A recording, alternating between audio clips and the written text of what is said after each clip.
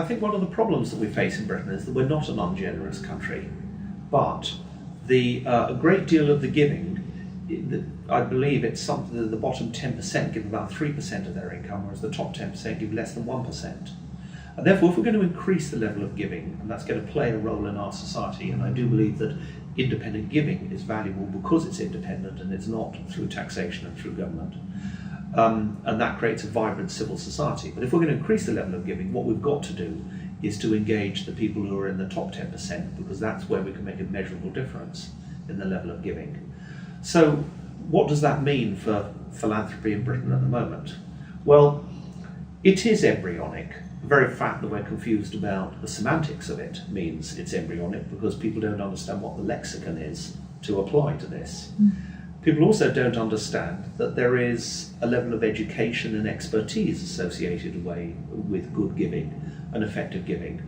So I think it's very early days, but we have great opportunity for it to increase enormously in Britain. It does present a major challenge though, because people are very confused in Britain about where government starts and stops. For example, government has purported over the years that it does do the arts, it does sports, it does universities, and no politician actually has the courage to say this is what government does not do, because it's done a little bit of everything for a long time. And I think that leaves philanthropists in a very confused situation, because often what they're being asked to do is to pick up government programs which have been started and stopped. They haven't necessarily been the most effective, and very often they've caused mission creep to good charitable organisations that end up doing something different to what they thought in order to meet a tender or a target. And then when the government money dries up, they're being asked to fund it by philanthropists. Whereas that may not be what a philanthropist would have chosen to have done in the first place. And indeed, I think one of the great strengths of philanthropy is its capacity to be able to go where government won't go and to take risks.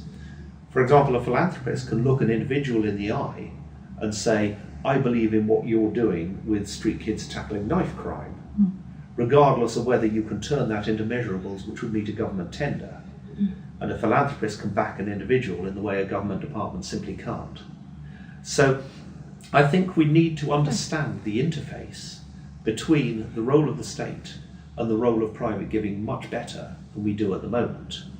And I believe I don't believe that all philanthropy is necessarily good philanthropy. You know, philanthropy can be a force for the wrong sort of agendas.